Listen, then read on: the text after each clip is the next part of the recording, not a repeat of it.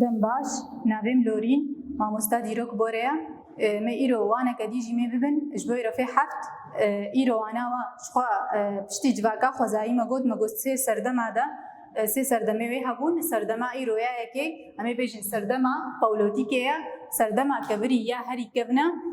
li vê dirkê em dikarin jore bêjin destpêkê de ji xwe me got civaka xwezayî birengekî çawa xwe jiyana xwe û doman diye birengekî kilan û hozana wanakê xwe doman diye li vê dirkê em dikarin bêjin îro me ser serdema kevirî ya kevin ya Pawlotîkê me bibin li vê dirkê em ê bêjin çi wateya vênakê ya wateya palo tê wateya kevin ji xwe lît tê wateya kevir û îk qertafa ravekê ji xwe ev hemû hevre em dikarin bêjin û ev hevre tê wateya serdema kevirî ya kevin li vê dirkê em dikarin bêjin û dema berê ya serdemê herî kevir ê kevin ji xwe li vê dirkê gelek rengî jiyana xwe domandin mirova wanakê li vê dirkê ji xwe em bêjin awayê jiyana mirovan çawa bû awayê jiyana mirovan li vê dirkê em dikarin bêjin ji 20 heta 50 kesî nav hev de dijî û jiyana xwe hevre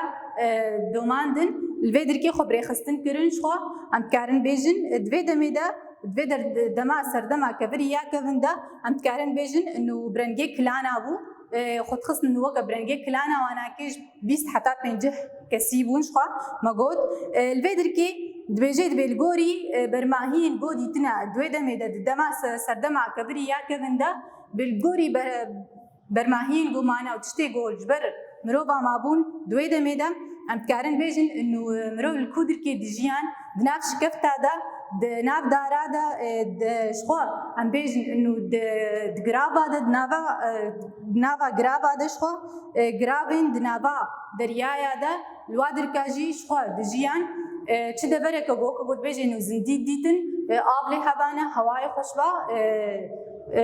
weke got bêjin ew der jiyaneke xweş lê dihata domandin li vê dirkê xwe birêxistin dikirin li wir de diman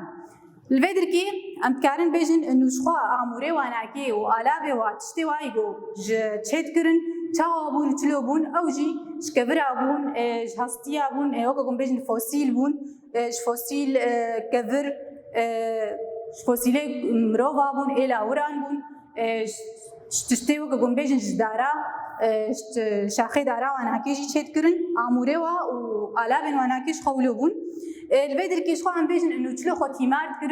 tîmar dikirin birengê çi tanîn ji xwe re şînatî tanîn fêkî tanîn hêkê ji bin erdê derdixistin weke got bêjin lawir digirtin diçûne cîriya lawira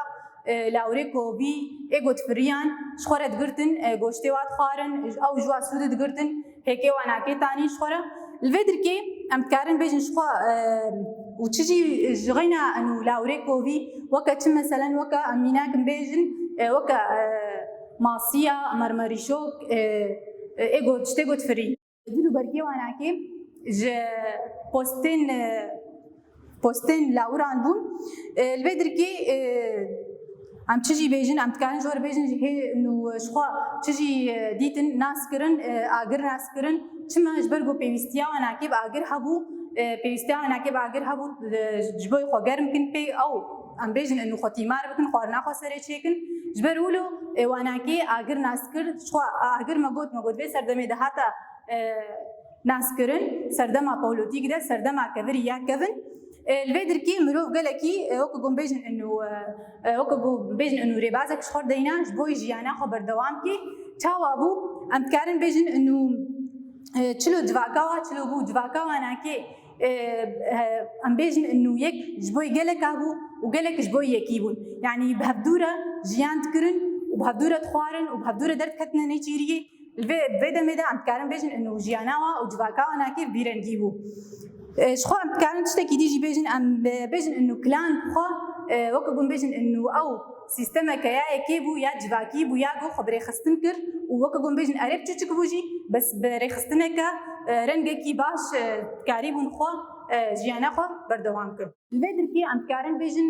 رولا جنجی هبو رولا جنا مزن ام کارن بیجن انو زاروک خو خدید کرن و هرور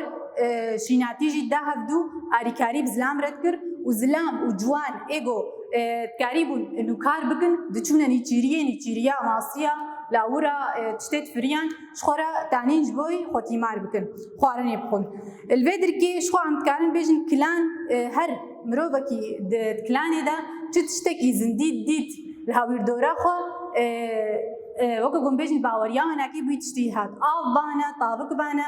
هاي بانا لاور بانا تشتكي قديتن سود جيد قرتن او زندي بانا وكا قوم بيجن انو رحت ذهبنا باوريا وناكي بويت هات شو عم كارن بيدا مي بيجن انه باوريا مروفا تشيبو بتشتا وكم بيجن انه عقائد دركتن باوري تشيبو شو تخص او تشتيغو باوريا وبعد هات تقولنا وناكي توتم لويدر كي شو ابناكي باوريا وبيتشتي هات دوي سردمي دا سردما بولوتيكيا سردما كبريا كفن الفيدر كي تشتكي ديجي شو ام تكارن بيجن انه تشجيتك شخو شكفتا شانيداني ام تكارن جوره بحثا شكفتا شانيداني بكن انه تشقا تشتي دهاتنا خوياني كرن بوستين مروفا وإلى ورا إيجو دماغو مروف دور دا دجيان دي خوياني كرن انه كلان دوي دمي دا جيانا خود شكفتا دا قالكي دومان ديا الفيدر كي شكفتا شاني داري شخو شكفتا كقالكي كبنا ام تكارن جوره بحثاي بكن الكودري جهوي ناكي الباشوري كردستاني شخو نابرا باجاري راوندوزي ودانيا يديا الويدر كي شخو الكيلكا تمي زاب اي هاري مزنا الويدر كي مروبا كي بوش ديتبون او د مروبه پوچ جواره هاته خو یعنی کرن ګوري دیروک ناسا او لیکولینا ایگو چه کرن دوش کفته دا بجد به گلکی کلان دور دا جیانا جبرگو او مروبه پوچ دیتبون جبرولو بجند بین او سردما شکفتا شانیدانه دکه سردما کبری یا هری کبن الفيدر كي عم تكارن إذن جور بيجن إنه ماغو دما بوليتيكي ده سردما بوليتيك مروف تشلو قاس كسان جيانا خو بهاف دورا بردوام تكرن جبيس حتى بينجه كسي والفيدر كي عم بيجن إنه الكودري دجيان الكودري الجم غرافا وشكفتا دا غرافيد نافا دريايا دا الفيدر كي جيانا خو دوماندنا وام كارن بيجن بوستي واناكي وكا قوم بيجن انه جلكو بركي واناكي خوش بوستي لاورا نقول وشخوا وتيمار كرنا واناكي تشاوا بوش شيناتي شخور دانها فيكي بو اتشتي ولبون وج وكا قوم بيجن انه بوشتي لاورا نقول شخوا لاوري كوفيجي دچونت نيجيريا لاوري كوفيجي وكا ماسي مرمريشوك تشتغو تفريان الفيدر كي شخون تكارن بيجن انه جيانا خو بفي اواي بكملاندن الفيدر كي ام تكارن تشي بيجن مدغو وكا قوم بيجن كلان تشري بازي دجيا برنجا كي كومينال وكهفي ناب هفدا دجيان وكا قوم بيجن بهبدورة خوارن برازهان دچون درد کتن نیچیریه شخو مگو جیانا وال کودری بود ناب دارستانا دبو وشکفتا دبو الفیدر کی وانا مبداوی دبی نهاکی میهرن پرسین الخاندنی جوارا چاره سرکن پرسین الخاندنی پرسای کید بجید بمروین دست پیکی چاوا خوا تیمارد کر شخو مگو چاوا مروف خو تیمارد کرن ای دست پیکی مروفی دست پیکی چاوا بو شیناتی بون فیکی بو هکی بن عديدة درت خصن ماغو لاورين جو كوفي ايجو وكا ماسي ومرمريشوك وابتشتيغو تفريان بشخو او ناكي فيرنجي خو تيمات كرن ام بيجن كلان شيروفا بكم كلان تشيا ماغوش بيست كسي حتى بينجه كسي اف كلانن نافي وانا كيد بي كلان جيانا خو بهدورا دومانديا الفيدر كيد بيجيد بهافوكين راست تيبا راست ويا شاش تيبا شاش نشان بكم الفيدر كي ام تكارن بيجن جواكا خوزاي بریا 7 ملیون سال دست پیکریه راستا شاشه راستا البدر کی یادی شکفتا شانیداری لباکور کردستانیه نه شاشه البرگو الباشور کردستانیه یادی ناکی مروف هبونك آبوری بو نه هبونك وک هبی بو هفاری بو نه هفده دجیان شاشه اجی شخو ما قلت ما شكفتا شانيدار الباكوري كردستانية شاشة جبرقو ما قلت الباشوري كردستانية ومرو هبونك آبورية شاشة أبجي ما قلت ما قلت هبونك وكهبيبو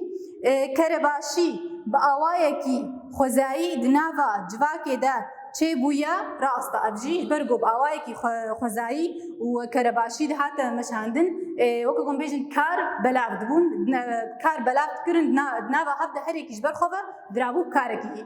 تمام الفيدر كي وانا مبداوي بي وما برسينا خاندني جي چاره سر کرن از و ببینم کیف و خوشیده و بخاطره و